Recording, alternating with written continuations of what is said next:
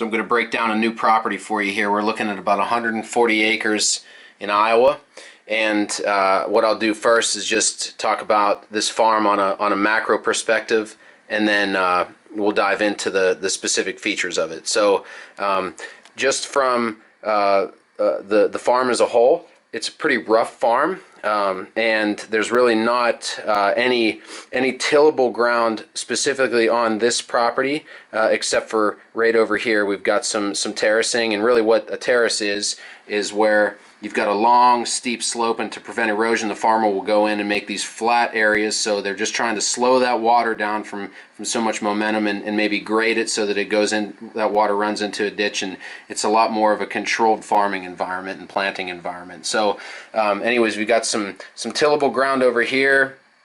We've got some CRP to the northwest. This just all seems to be kind of grown in thicker areas, and then this is really our sweet spot of the whole property. I'm going to be treating this as a sanctuary and just hunting the very fringes of it, and not even stepping foot in here at all. So really sometimes, at least in the Midwest or South, or just cattle country in general, you'll find where the imagery seems to be kind of thin and spotted with trees compared to this thicker, tighter canopy traditional timber that you would see. These areas, even though they may look a little sparse, they're actually areas of old pasture, and what you're getting now is early successional growth. So these individual trees are going to be conifers, most likely red cedars, maybe some white pines and or white spruce, and all around here you're just getting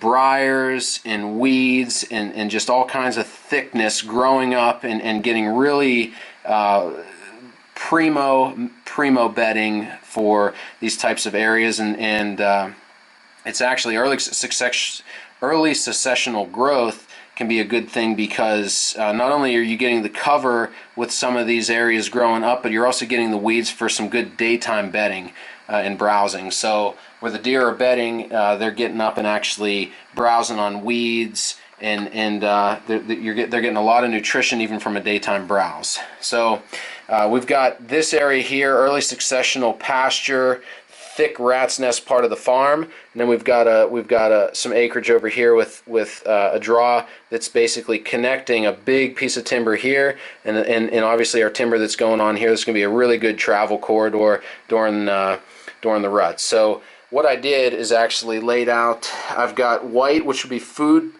based stand locations. Orange is going to be terrain based stand locations. Green is our food plots, and then our pink is going to be our plot screen. So I would do more than this on this property, but right away what jumps out at me would be this area right here from an access perspective, and also from the sign that I actually saw on the ground on this property. Naturally, you'd be inclined to maybe want to put a food plot in this cozy little corner or cove right here, and that's all fine and dandy, but I would rather establish movement and try to get the most bang for my buck when I'm putting a food plot in. And what I saw was a trail that was defined crossing this stream, coming off this hillside here, leading into this cover, this cove right here, and then also a really defined trail kind of coming off this hillside and heading more to the north. So most likely these deer are bedding right now on here. This is not a food source currently, and they're just heading north into traditional row crop ground to get there to eat for the night. So what I would do is set up a long, skinny plot here, just taking a page out of Jeff Sturgis's book, and really try to maximize my deer movement. So any deer that's coming in from the south is going to hit this, and as they browse, they're just going to naturally work their way up through the plot, and vice versa. Same here. Deer is going to come out from their bed, hit the north end of this plot, and possibly work on down. Instead of just hanging out in one specific area and not getting a movement, you kind of have a nice assembly line of these deer that are going to be comfortable entering the plot and not being right on top of each other.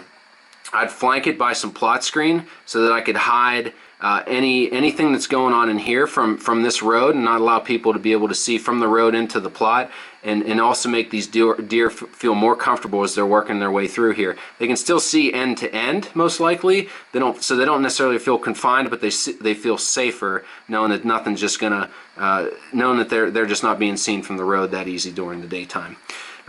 This stand right here, my food-based stand for the southwest part of this plot, is going to be really good for access. I'm going to come down this line and drop on in and be able to hunt it with a south wind, a west wind, an east wind heading west, maybe even something from the northeast. So really anything that's got east pushing it away from this plot is going to be a good wind to hunt this stand in, and vice versa.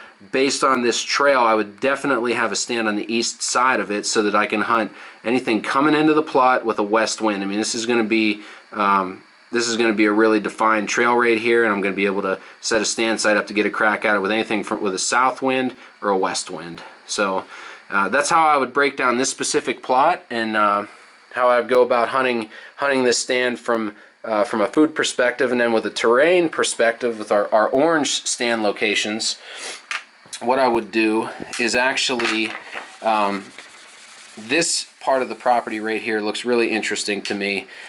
We've got a draw coming up through here. We've got a draw kind of cutting up through here, and this is this rounded off area that slopes downhill, and we know it slopes downhill because this is our stream here.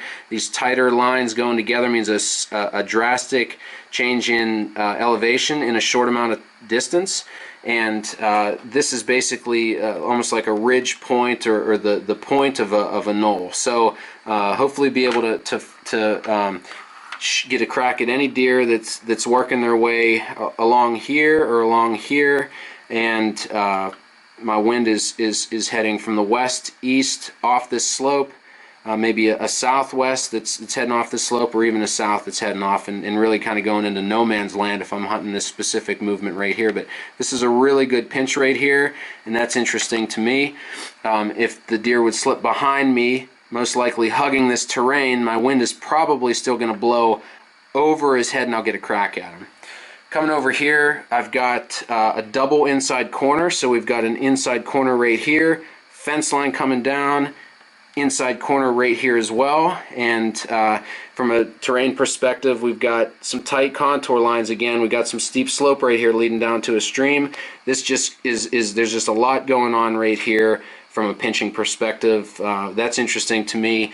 And then if you look and see this terrain that's to the west out of bounds, these deer, they're going to be going from here to here, or vice versa, is either going to be using this brushy fence line right here, or this draw that goes and connects the two. And just by, this is your textbook classic pinch point.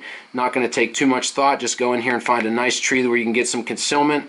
Find the tightest part of where that timber is, which is going to be right around here, and get into it maybe each side of the stream for a south wind or a north wind. And I would get on in there and just log the hours, and something good is probably going to happen. So just from my initial look at this farm, this is how I would break it down, and obviously make adjustments as the season goes on, and basically hunt and learn, adjust, hunt, learn, and adjust.